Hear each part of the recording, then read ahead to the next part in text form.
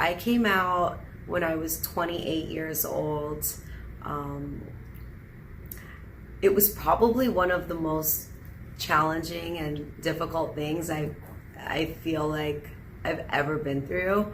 And that's saying a lot. I just think that the stigma behind it, and the way that I was raised, it was always this feeling of guilt, which I hung upon myself, just because growing up I wasn't really aware, or there was no one I could really relate to growing up in Hawaii. It wasn't until I left for college and I was in New York that I really started understanding myself a little more, and being more open to new experiences and things like that. But my coming out story, so I believe it was about 2010. I moved to Los Angeles, and I was working for MTV Networks in New York, and one of our creative producers reached out to an ex-girlfriend of mine and told her that she was shooting a reality series based on the L word, and things just happened to fall into place.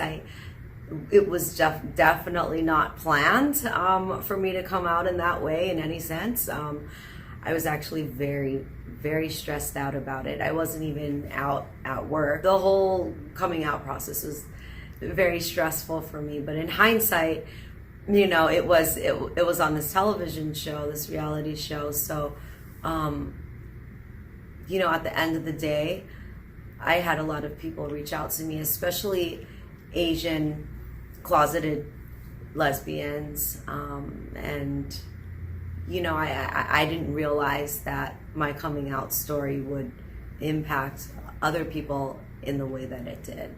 So I think that by having more of these conversations, it really shows a sense of community. We're all here for each other. We all support each other. I mean, what's the worst that can happen? At the end of the day, you do have to live for your own happiness, and the people around you who love you will still love you. And I think at the end of the day, people that love you just want you to be happy. How did my family react? Well, that's definitely, so my mom's an actress, so she handled it pretty well when it was, when there were cameras around, but there was definitely, tears involved, and I think she had really high expectations for, this traditional family that she imagined her whole life, and a life that she imagined I wanted. And so, it was difficult. It was definitely a process that took some time.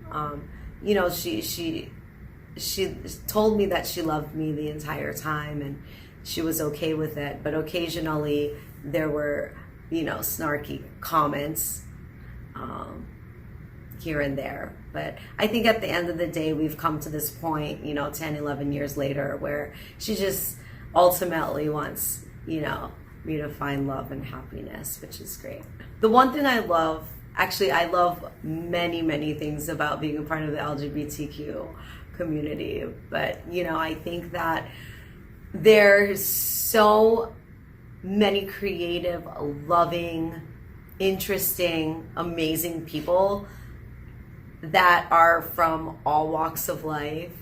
It's really great to see everyone come together, especially at a time during Pride where, the community, there's a niche for everything, right? There's gay events, there's lesbian events, there's non-binary, but Pride is a time where the allies, you can call upon anyone in the community and everyone just comes together, and the whole point of it is just showing love and creating safe places where you have the freedom to be able to express yourself, to have the freedom and space and feeling safe that the community is supporting whatever and whoever you want to be and whoever you want to love. And I think that there's something really special about that.